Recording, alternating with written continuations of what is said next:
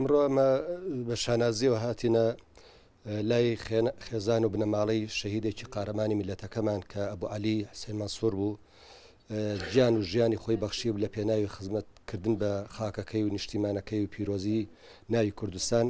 و ئێمەش وەکو بەڕێوەبەرتی پەروەردەی سلێمانی بە ئەرچی سەرشانمان زانی ئارمێکی سەربەرزی و سەرشکۆمان پیرۆز کرد بۆ خێزانی خانەوادە و بۆ مناڵەکانی، چونکە لە هەمان کاتیشە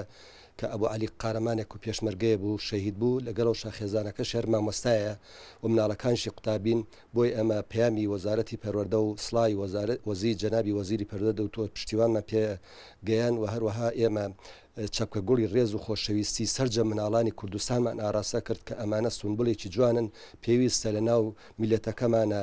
ناوی پیرۆزی ئەو پێشمەرگا قارەمانە بمێنێ، ناوی ئەو شەهیدانە بمێنێ و هەستی نیشتیمانی کە ئێمە ئەم سەرداناکەین بابزان کە پەروەردەش بەشێکە لە میلەتەکەمان، بەشێکە لە قارەمانەتی و ئازاتی پێشمەرگەکانمان و ئەمانە بێلەن نەو لە دوایینەوە ئێمە هەستی نیشتیمانمان بەرز بێ تاکو و ڕۆڵەکانی داهاتوو بزان لە کەسانی قارەمان و شەهید پەروەر توانی بیانە خاک و نیشتیمان و زمانی کوردی و دیفاع لەکردن لە پیرۆزی و لە دیموکراتیەتی وڵاتەکەمان بە خوێنی گەشتی ئەو شەهیدانە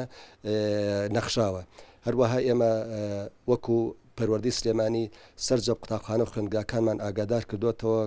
کە ڕێز لە پێشمەرگە مناڵی پێشمەرگە بگرن و بە تایبەتی ئێمە خوێندنگایەکی تایبەتیمانی لە شاری سلێمانی بەناوی پێشمەرگەوەیە زۆر هاوکاریمان کردوون، سەردانمان کردوون و ئەوەی کە بە ئێمە بکرێوەکو وەزارەتی پەروەردە بە کۆمەک و هەماهەنگی و سەردانی بەرەکانی جەنگ بەڕاستی کەمتەرخەمیمان نەکرد. لەو پێناوە بۆی ئەمڕۆژ زۆر بە شانازی ئەزانین کە هاتینە ماڵی خێزانی ئەو شەهیدە قارەمانە و پێشتریش ئێمە هەروەکو وەرزشکارێک هاوڕێمان بووە لە سەرێکی کەشەوە بە ئەرچی سەرشانی خۆمەمەزانیوە. ئێمە بە شانازیە زانین و هیوادارین ئەمە دوا ناخۆشی بۆ خێزانەکە بنە ماڵەکەی و مناڵەکانی بنە ڕەمزێک و سمبڵێکی جوان بۆ میلەتەکەمان و لە داهاتووە بۆ گەلەکەمان. دەستخۆشی کەناڵەکەتانەکەم، مامۆستا کەمالەکەم، میوانە بە ڕێزەکانەکەم بۆ هاتنتان بۆ ماڵمان گەورەمتان کرد. من بە ئەرکی سەرشانی خۆمەزانم کەوا من هەرچەند برینەکەم سەختە دەوامی خۆم بکەم، بڕۆم بۆ قوتابخانە، ئەرکی سەرشانمەکەوا من 6 لە بەم هەیە چاوەڕێی منەکەن، من ئەو نەوانە ئەبێ گەورە بکەم و قسووری ناکەم لێیان. من یەک داوام لە خوای گەورە ئەکرد، ئەگەر خوای گەورە ئەبوو عەلی لە من و مناڵی برد لەم کوردستانەی نەبەردایە، جارێ زوو بوو لەبەر ئەوەی ئەبوو عەلی 7000 پێشمەرگەی هەبوو بە باوکیان وەکو قائدێ، ئەوە نە بمایە هەتا ئەم پرۆسەیە تەواو ببووە، ئەم دژمنانەن تەواو بووە، هەموو بیر و دڵم بەس لای ئەوە بووە مت خۆزگایە ئەوە نە بمایە لەبەرەوەی دائیمەن هیوای ئەوە بوو لە کەناڵەکان تا لە پەیامەکە داعش تەواو بێ نوخشە بداتە خێزانی شەهیدان